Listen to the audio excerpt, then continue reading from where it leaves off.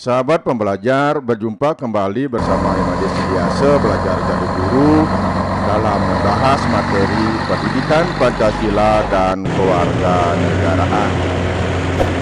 Pertemuan kita kali ini kita akan membahas materi kelas 8 bab 6, yaitu memperkuat komitmen kebangsaan.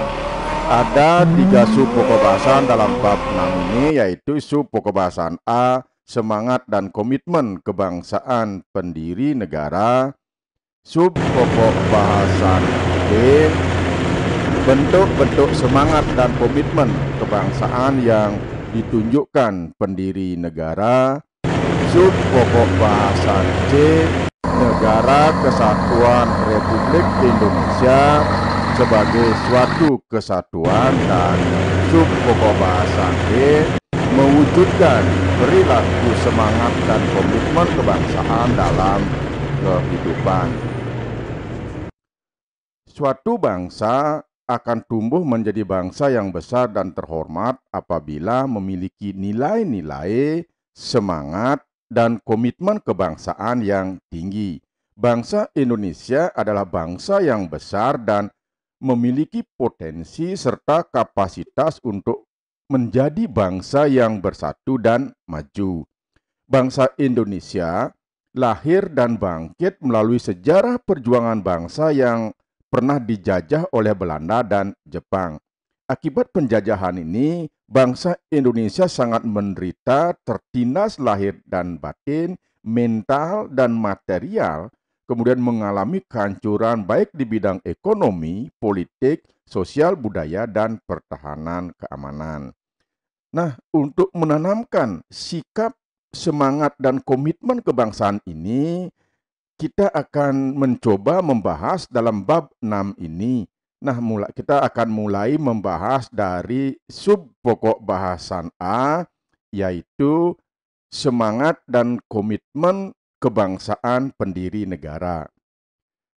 Perjuangan para pendiri bangsa dalam mewujudkan bangsa Indonesia sebagai bangsa yang mandiri, berintegritas, dan merdeka adalah suatu hal yang sudah lama dilakukan, setidaknya lebih dari 350 tahun selama masa penjajahan, dan ini bukanlah suatu pekerjaan yang mudah. Nah, maka sudah sepatutnya jika warisan akan perjuangan, semangat dan komitmen terhadap bangsa dipertahankan oleh para generasi muda kita sebagai bentuk balas jasa terhadap apa yang dilakukan oleh para leluhur kita. Semangat dan komitmen kebangsaan telah terbentuk jauh sebelum terjadinya pergerakan nasional maupun sebelum adanya organisasi yang bersifat perjuangan. Para cendekiawan India telah menulis tentang Dwipantara atau kerajaan Hindu Jawa Dwipa di Pulau Jawa dan Sumatera sekitar 200 sebelum Masehi. Bukti fisik awal yang menyebutkan mengenai adanya 2 kerajaan bercorak Hinduisme pada abad ke-5, yaitu Kerajaan Tarumanegara yang menguasai Jawa Barat dan Kerajaan Kutai di pesisir Sungai Kalimantan. Kemudian pada abad ke-7 hingga abad ke-14, Kerajaan Buddha Sriwijaya berkembang pesat di Sumatera yang beribu kota di Palembang. Dan pada puncak kejayaannya, Sriwijaya ini menguasai daerah sejauh di Jawa Barat dan Semenanjung Melayu. Kemudian selanjutnya pada abad ke-14 juga menjadi saksi bangkitnya sebuah kerajaan Hindu di Jawa Timur, yaitu Kerajaan Majapahit. Semangat patih Kerajaan Majapahit yang sangat disegani, yaitu Patih Gajah Mada, mempersatukan Nusantara. Beliaulah yang berhasil menyatukan Nusantara yang terkenal dengan Sumpah Palapanya, yaitu sumpah yang menyatakan tidak akan pernah beristirahat atau berhenti berpuasa sebelum Nusantara ini bersatu. Sriwijaya dan Majapahit merupakan sejarah awal pengenalan wilayah Kepulauan Nusantara yang merupakan tanah air bangsa Indonesia. Sebutan Nusantara ini diberikan oleh seorang pujangga pada masa Kerajaan Majapahit. Kemudian pada masa penjajahan Belanda, sebutan ini diubah oleh pemerintah Belanda menjadi Hindia Belanda. Indonesia itu berasal dari bahasa Latin yaitu Indus dan Nesos yang berarti India dan pulau-pulau. Indonesia ini merupakan sebutan yang diberikan untuk pulau-pulau yang ada di Samudra Hindia dan itulah yang dimaksud sebagai satuan pulau yang kemudian kita kenal dengan nama Indonesia. Sumpah Palapa yang dinyatakan oleh Patih Gajah Mada ini merupakan bukti semangat yang kuat untuk menggapai cita-cita pribadi maupun cita-cita kerajaan Majapahit untuk mempersatukan Nusantara. Semangat itu mengandung arti, tekad, dan dorongan hati yang kuat untuk menggapai keinginan atau hasrat tertentu. Sedangkan komitmen adalah sikap dan perilaku yang ditandai rasa memiliki, memberikan perhatian, serta melakukan usaha untuk mewujudkan harapan dan cita-cita dengan sungguh-sungguh. Nah, seseorang yang memiliki komitmen terhadap bangsa itu adalah orang yang akan mendahulukan kepentingan bangsa dan negara di atas kepentingan pribadi dan golongan. Para pendiri negara merupakan contoh yang baik dari orang-orang yang memiliki semangat yang kuat dalam membuat perubahan, yaitu perubahan dari negara terjajah menjadi negara yang merdeka dan sejajar dengan negara-negara lain di dunia. Sahabat pembelajar, sekarang kita coba mengkaji bagaimana keras dan sulitnya perjuangan pendiri negara kita. Jadi yang kita bahas pada pertemuan kita kali ini adalah Insinyur Soekarno dan Muhammad Hatta. Kita mulai membahas dari yang pertama yaitu Insinyur Soekarno. Insinyur Soekarno ini presiden pertama Republik Indonesia. Soekarno yang biasa dipanggil Bung Karno lahir di Jawa Timur, yaitu tepatnya di Blitar pada tanggal 6 Juni 1901 dan meninggal di Jakarta tanggal 21 Juni 1970. Ayah beliau bernama Raden Sukemi Sosrodihardjo dan ibu beliau adalah Ida Ayu Nyoman Rai. Jadi Ida Ayu Nyoman Rai nama aslinya itulah Nyoman Resrimen, yaitu berasal dari Singaraja, Bali. Masa kecil Soekarno hanya beberapa tahun sebenarnya hidup bersama orang tua beliau di Blitar karena dari SD hingga tamat beliau tinggal di Surabaya, indekos di rumah dari Hos Cokroaminoto, jadi politisi kawakan, pendiri dari Syarikat Islam. Perjuangan Bung Karno didasarkan semangat dan komitmen akan kemerdekaan Indonesia.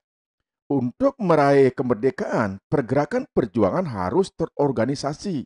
Nah, maka bersama teman-teman beliau, Insinyur Soekarno mendirikan Partai Nasional Indonesia atau PNI pada tanggal 4 Juli 1927. Komitmen dan perjuangan Bung Karno untuk kemerdekaan menyebabkan Bung Karno ditangkap dan pada tanggal 30 Desember 1929, Bung Karno dijebloskan di penjara di Bandung. Kemudian PNI bentukan Bung Karno dibubarkan pada bulan Juli 1930. Nah, setelah beliau keluar dari penjara, beliau bergabung dengan Partindo, kemudian didaulat sebagai pimpinan dari Partindo. Tetapi kembali beliau ditangkap oleh Belanda dan diasingkan ke Flores dan 4 tahun kemudian dibuang ke Bengkulu. Nah, beliau dibebaskan pada masa kedatangan Jepang. Di penjara, dibuang, dan hidup dalam penderitaan tidak membuat semangat dan tekad Bung Karno untuk eh, memerdekakan dan kejayaan bangsa Indonesia ini surut, tapi tetap bergelora dalam diri beliau untuk selalu ingin memerdekakan bangsa beliau sendiri. Nah, kemudian yang kedua yang kita bahas yaitu adalah Muhammad Hatta. Dr. Muhammad Hatta ini lahir di Bukit Tinggi tanggal 12 Agustus 1902. Muhammad Hatta merupakan seorang organisatoris, aktivis partai politik, negarawan, seorang proklamator, bapak koperasi. Jadi karena beliau ini adalah pencetus atau pelopor koperasi dan juga wakil presiden Indonesia yang pertama. Kiprah beliau di bidang politik ini dimulai saat beliau terpilih menjadi bendahara Yong Sumatranan Bon di wilayah Padang tahun 1916. Pengetahuan politik Muhammad Hatta berkembang dengan cepat seiring dengan seringnya beliau menghadiri berbagai ceramah dan pertemuan-pertemuan politik. Sampai pada tahun 1921 Muhammad Hatta beliau menetap di Belanda yaitu di Rotterdam. Kemudian bergabung dalam sebuah perkumpulan pelajar tanah air yang ada di Belanda yaitu yang bernama Indische Vereniging yang kemudian berubah menjadi organisasi pergerakan kemerdekaan ketika tiga tokoh Indische Partai yaitu Suardi Suryaningrat, Dawas Dekker, dan Cipto Mangunkusumo bergabung dengan Indische Vereniging yang kemudian berubah menjadi Perhimpunan Indonesia atau yang disingkat dengan PI. Kemudian Muhammad Hatta didaulat menjadi bendahara tahun 1922 yang selanjutnya menjadi ketua pada tahun 1925. Nah, pada tahun 1927 Muhammad Hatta bergabung dengan Liga menentang imperialisme dan kolonialisme di Belanda dan berkenalan dengan aktivis nasional India, yaitu Jawaharlal Nehru. Aktivis politik Hatta ini pada organisasi menyebabkan dirinya ditangkap oleh pemerintahan Belanda dan akhirnya beliau dibebaskan setelah beliau berpidato dalam pembelaan yang berjudul Indonesia Free. Selanjutnya pada tahun 1932 Muhammad Hatta kembali ke Indonesia, yaitu pada bulan September 1932 untuk pertama kalinya Bung Hatta ini berjumpa dengan Bung Karno. Nah, sejak saat itulah kedua tokoh bangsa ini berjuang bersama-sama untuk membela tanah air.